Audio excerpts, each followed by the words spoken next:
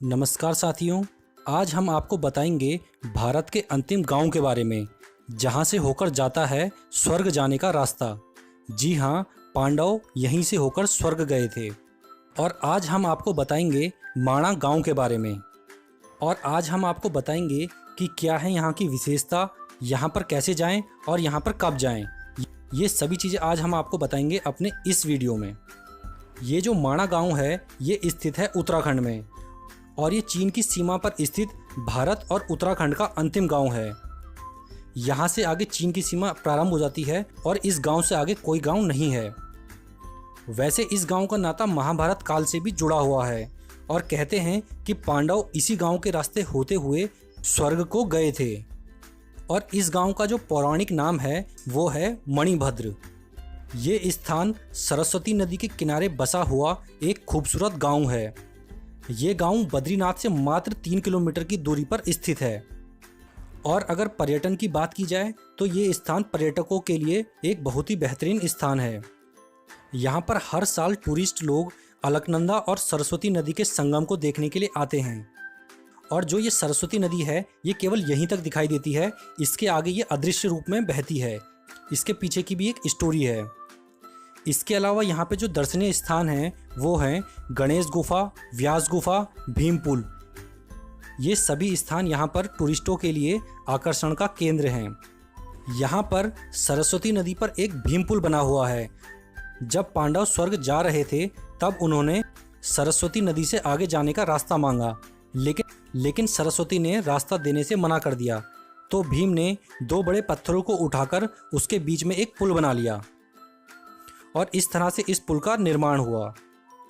और कहते हैं कि इस पुल से होकर ही पांडव स्वर्ग के लिए गए थे, इसीलिए इस पुल का नाम भीम पुल रखा गया। और ये पुल आज भी यहाँ पर मौजूद है। इसके अलावा यहाँ पर एक बहुत ही खूबसूरत झरना भी है जिसको वसुंधरा झरना कहते हैं। ये काफ़ी ऊंचाई से गिरने वाला एक बहुत ही सुंदर झरना है। और अगर आप माणा गांव जाएं तो आप ये वसुंधरा झरना देखना ना भूलें। इसके अलावा यहाँ पे जो एक प्रमुख स्थान है वो है व्यास गुफा। और इस गुफा में ही महर्षि वेद व्यास जी ने वेद, पुराण और महाभारत की रचना की थी। और यहीं पर पास में एक गणेश गुफा भी है, जिसमें बैठकर गणेश भगवान ने ये सारे वेद और पुराण और महाभारत लिखे थे। और इन सब के पीछे भी एक काफ़ी इंटरेस्टिंग स्टोरी है। कहते हैं कि जब वेद व्यास जी ने वेदों की रचना की तो उस समय वेदों को गणेश जी लिखने का कार्य कर रहे थे। तो जब गणेश जी वेदों को लिख रहे थे तो उस समय यहाँ पर बहने वाली सरस्वती नदी काफ़ी तेज आवाज़ के साथ बहती थी, जिससे गणेश जी को लिखने में काफ़ी परेशानी हो रही थी। गणेश जी ने सरस्वती से शोर कम करने के लिए कहा, लेकिन सरस्वती ने उनकी बात नहीं मानी। तो इससे गणेश जी रुष्ट होकर गणेश जी ने उनको श्राप दे दिया कि आज के बाद इससे आगे तुम किसी को नहीं दिखोगी। और कहते हैं तभी से सरस्वती यहाँ से आगे अदृश्य रूप में बहती है, किसी को दिखाई नहीं देती। और अगर आप यहाँ माणा गांव में जाएंगे तो यहाँ पर आप देखेंगे बड़े बड़े बोर्डों में लिखा हुआ है कि ये भारत का अंतिम गांव है।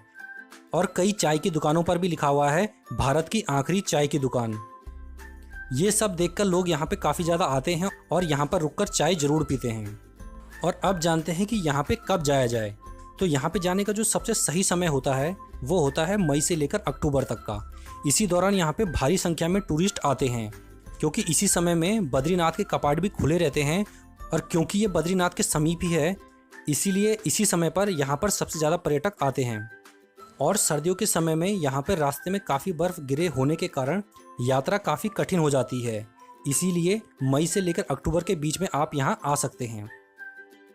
अब बात करते हैं कि यहाँ तक पहुँचा कैसे जाए। तो यहाँ जाने के लिए आपको सबसे पहले आना होगा ऋषिकेश, और इसके बाद आपको बद्रीनाथ वाले मार्ग पर ही बद्रीनाथ के लिए आना होगा 305 किलोमीटर दूर। इसके लिए आप बस से आ सकते हैं या तो आप टैक्सी बुक करवा के भी आ सकते हैं। यहाँ से बसों की भी सर्विस है, और आप चाहें तो टैक्सी बुक करवा के भी आ सकते हैं। और बद्रीनाथ से मात्र 3 किलोमीटर की दूरी पर ही स्थित है माणा गांव।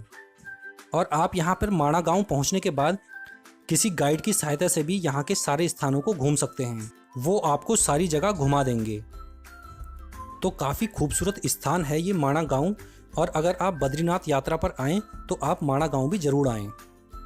यहाँ की खूबसूरत वादियाँ, सुंदर सुंदर झरने आपको काफ़ी अच्छे लगेंगे।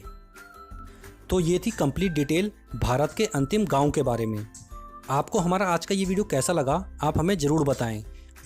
हमारा ये वीडियो आपको पसंद आया हो तो हमारे इस वीडियो को लाइक करें और इसे अधिक से अधिक शेयर भी करें। अगर आप हमारे चैनल पर पहली बार आए हैं तो हमारे चैनल को कर लीजिए सब्सक्राइब। हम यहाँ पर टूर एंड ट्रैवलिंग की कंप्लीट डिटेल देते हैं। इसके बाद मिलते हैं नेक्स्ट वीडियो में। तब तक के लिए धन्यवाद। जय हिंद।